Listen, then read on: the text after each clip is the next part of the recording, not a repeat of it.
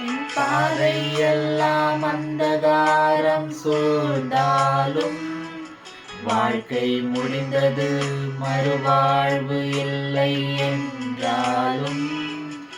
என் பாதையெல்லாம் அந்தகாரம் சூழ்ந்தாலும் வாழ்க்கை முடிந்தது, மறுவாழ்வு இல்லை என்றாலும். என்னை தேற்றுவதற்கு யாரும் இல்லை என்றாலும் நம்புவேன் என் இயேசு ஒருவரை. என்னை தேற்றுவதற்கு யாரும் இல்லை என்றாலும் நம்புவேன் என் இயேசு ஒருவரை.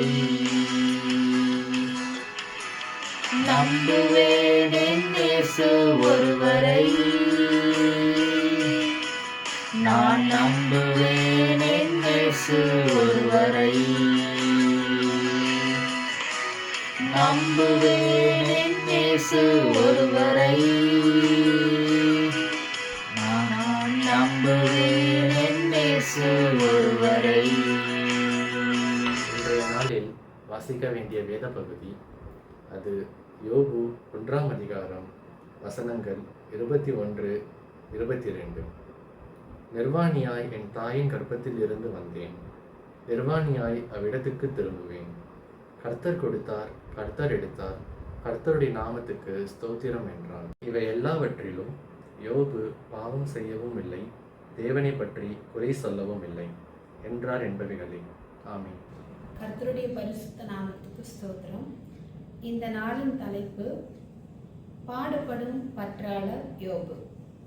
யோபு 1 அதிகாரம் 21ஆம் வசனம். ஊத்ஸ் தேசத்தில் யோபு என்ற மனிதர் இருந்தார். யோபு என்பதற்கு வெறுக்கப்படுபவர் அல்லது வதைக்கப்படுபவர் என்று பொருள். யோபுவின் குணாதிசயங்கள் என்னவென்று பார்த்தால், உத்தமன், சன்மார்க்கன், தேவனுக்கு பயந்து பொல்லாப்புக்கு விலகுகிறவன். அவருக்கு 7 குமாரர், 3 குமாரத்திகள். அவருடைய மிருக ஜீவன்கள் 7000 ஆடுகள், 3000 ஒட்டகங்கள், 500 ஏர் மாடுகள், 500 கழுதைகள். கிழக்கத்தி புத்திரர் எல்லாரிலும் பெரிய ஐஸ்வர்யவானாய் இருந்தவர் இந்த யோபு. யோபின் குமாரர் தன் நாளிலே வீட்டில் விருந்து செய்து 3 சகோதரிகளையும் அழைத்து மகிழ்ச்சியாக குடும்பமாக தேவனுக்கு பயந்து வாழ்ந்து வந்தனர். ஒவ்வொரு முறையும் தன் பிள்ளைகள் ஏதாவது பாவம் செய்திருந்தால் அதை மன்னிக்கும்படி கடவுளுக்கு சர்வாங்க தகன பலி செலுத்தியவர் இந்த யோபு. எப்பொழுதுமே மகிழ்ச்சியான குடும்பம் ஒன்று இருந்தால் அந்த மகிழ்ச்சியை குலைப்பதற்கென்று சாத்தான் இந்த இடத்திற்கு வருவான். அப்படியாக இந்த குடும்பத்தில் கூட கடவுளிடம் அனுமதி பெற்று யோபுவை சோதிக்க சாத்தான் வருகிறான். அப்போது கர்த்தர் சாத்தானிடம், இதோ அவனுக்கு உண்டானவை எல்லாம் உன் கையில் இருக்கிறது, அவன் மேல் மாத்திரம் உன் கையை நீட்டாதே என்றார். அதனால் சாத்தான் யோபுவின் இடத்தில் இருந்து எல்லாவற்றையும் எடுத்து போட்டான்.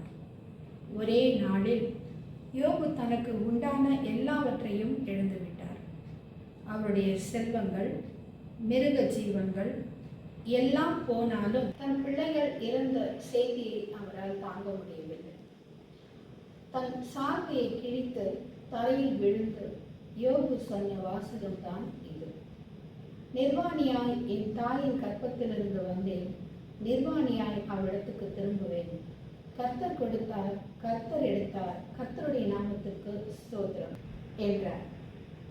ஏன் பிறந்தோம் இந்த உலகில் என யோசிக்கும் ஒரு மனிதனாய் காணப்பட்டார் யோபு. யோபுவுக்கான எதுவும் அவரிடத்தில் இல்லை. ஆனால் ஆண்டவர் மீது அவர் கொண்ட நம்பிக்கை மாத்திரம் உறுதியாக இருந்தது. அந்த கடினமான சூழ்நிலையிலும் யோபு தன் சிநேகிதருக்காக வேண்டுதல் செய்த போது கர்த்தர் யோபுவின் சிறையிருப்பை மாற்றினார். யோபுவிற்கு இரட்டத்தனையான ஆசீர்வாதம் தேவனால் கொடுக்கப்பட்டது. யோபு 42ஆம் அதிகாரம் வசனங்கள் 10 முதல் 16 முடிய பார்க்கும்போது அந்த ஆசீர்வாதங்களை நாம் அறியலாம். இப்போது மட்டுமல்ல, எப்போதும் யோபுவை போல உத்தமனாய், சன்மார்க்கனாய், தேவனுக்கு பயந்தவனாய், பொல்லாப்புக்கு விலகக்கூடியவனாய் நாம் வாழ்ந்தால், மற்றவர்களுக்காக இந்த உபவாச காலங்களில் நாம் ஜெபித்தால் தேவன் நம் சிறையிருப்பையும் மாற்றுவார். வாழ்வில் எத்தனை சோதனைகள் வந்தாலும் நாம் தேவனோடு நெருங்கி இருக்கும்போது நமக்கு சோதனைகளை மேற்கொள்ளும் ஆற்றலை நம் ஆண்டவர் நமக்கு தருவார். கர்த்தருக்கு எல்லாவற்றிலும் ஸ்தோத்திரம் செய்து நம் வாழ்வை தொடர்வோம் அவருக்காக. கர்த்தர் கொடுத்தார், கர்த்தர் எடுத்தார், கர்த்தருடைய நாமத்திற்கு ஸ்தோத்திரம். இந்த உலகில் நம் பிறப்புக்கும் இறப்புக்கும் இடைப்பட்ட காலத்தில் நாம் பெற்றுக்கொண்ட எல்லா ஆசீர்வாதங்களும் நமக்கு கடவுளால் அருளப்பட்டது என்பதை யோபு உணர்ந்திருந்தார். நாமும் அதை உணர்ந்து கொள்ள இந்த நாளில் அழைக்கப்படுகிறோம். எங்களை கிருபையாய் நேசிக்கின்ற எங்கள் அன்பின் பரலோக தகப்பனே, இதோ இந்த நேரத்துக்காக உங்களுடைய பாதத்தில் நிற்கிறோம். நீர் பாராட்டின தயவுகளுக்காக நன்றி செலுத்துகிறோம். நீர் கொடுத்த ஆசீர்வாதங்களுக்காக நன்றி செலுத்துகிறோம்.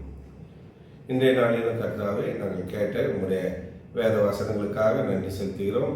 இதை கர்த்தாவே, இன்றைய நாளிலும் நாங்கள் தியானித்த யோபு 1ஆம் அதிகாரம் 21ஆம் வசனத்திலே கர்த்தாவே, கர்த்தர் கொடுத்தார், கர்த்தர் எடுத்தார், கர்த்தருக்கு ஸ்தோத்திரம் என்ற வசனத்தின் பிரகாரம் நாங்கள் கர்த்தாவே உண்மை அதிகமாய் நேசிக்கவும் அதிகமாய் உண்மை விசுவாசிக்கவும் எங்களுக்கு பாராட்டின தயவுகளுக்காக நன்றி செலுத்துகிறோம். நீரே போதுமானவராய் இருந்து எங்கள் வழிநடத்தி வருகிறீர், அதுக்காக நன்றி செலுத்துகிறோம். கர்த்தாவே, நீர் பாராட்டின ஒவ்வொரு ஆசீர்வாதங்களுக்காகவும் நன்றி செலுத்துகிறோம். கர்த்தாவே, நீ கொடுத்த ஒவ்வொரு கிருபைகளுக்காகவும் நன்றி செலுத்துகிறோம். ஆசீர்வதியும், காத்துக்கொள்ளும், வழி நடத்தும், பலப்படுத்தும் அனைத்தையும் இறைமகன் இயேசுவின் மூலம் வேண்டி விரும்பி கேட்டுக்கொள்கிறோம் பரம தகப்பனே. ஆமென். ஸ்தோத்திரம்.